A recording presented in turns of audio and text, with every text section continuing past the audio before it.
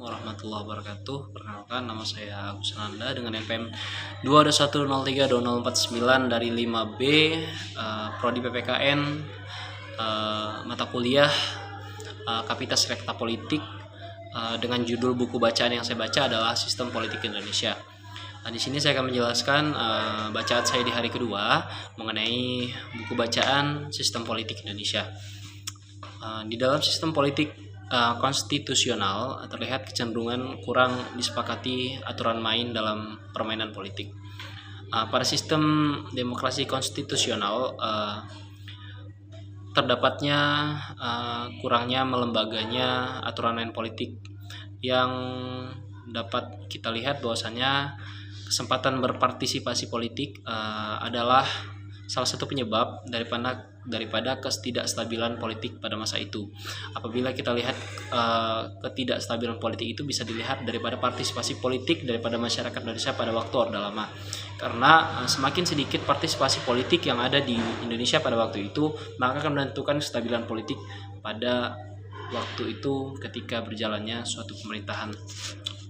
Kedua, stabilan politik juga dapat dipelihara dengan mempertahankan tingkat perlembagaan politik yang rendah asal diimbangi partisipasi politik yang rendah juga.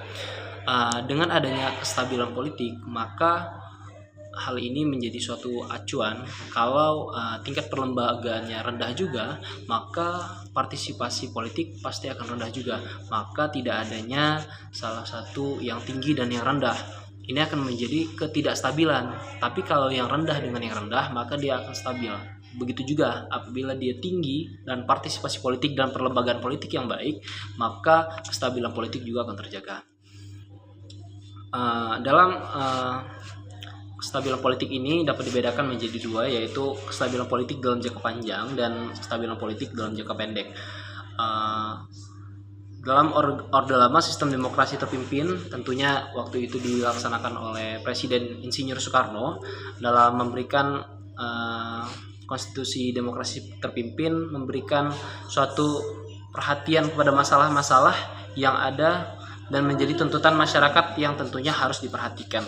Nah, kenapa harus diperhatikan? Karena pada waktu itu, pada masa demokrasi terpimpin, tentunya masalah-masalah yang timbul pada masyarakat Indonesia pada waktu itu cenderung banyak, dan tentunya ini harus diperhatikan oleh pemerintah. Lalu kestabilan politik lainnya dalam waktu yang tidak begitu lama adanya dipengaruhi oleh seni dan keahlian dalam berpolitik. Seni dan keahlian dalam berpolitik tentu itu sangat diperlukan, karena dalam menjalankan suatu pemerintahan tentunya campur tangan politik itu menjadi salah satu sangat yang penting, seperti dalam mengkompromi, bernegosiasi, dan ada juga di antara pihak yang beroposisi.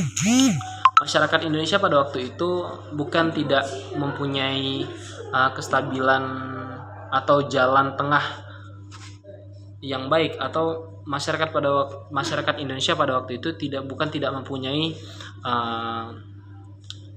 jalan tengah dalam penyelesaian masalah. Namun pada hakikatnya masyarakat pada waktu itu mempunyai kepentingan yang sama mengenai kesepakatan keuntungan dan berimbang antara pihak-pihak yang terlibat dalam suatu konflik. Jadi di dalam suatu konflik itu masyarakat Indonesia bukan tidak bisa menyelesaikan masalah itu, tapi pada waktu itu banyaknya kepentingan dari luar masuk ke dalam, mempengaruhi daripada masalah-masalah yang ada pada waktu itu. Terus juga dalam kestabilan politik juga kebijakan pemimpin juga dalam suatu pemerintahan itu sangat diperlukan. Apabila suatu birokrat atau pemerintah tidak bisa, atau setara gubernur tidak bisa menjalankan suatu pemerintahannya secara administratif, maka pernyataan ini dapat mempengaruhi birokrasi dan juga pengaruh politik yang ada di suatu pemerintahan. Karena jika seseorang dapat memimpin pemerintahan dengan baik, maka pemerintahan dari pusat turun ke pemerintahan daerah akan menjadi lebih efisien dan lebih baik, karena dibutuhkan antara konfirmasi yang baik antara pemerintah pusat dan juga pemerintah daerah.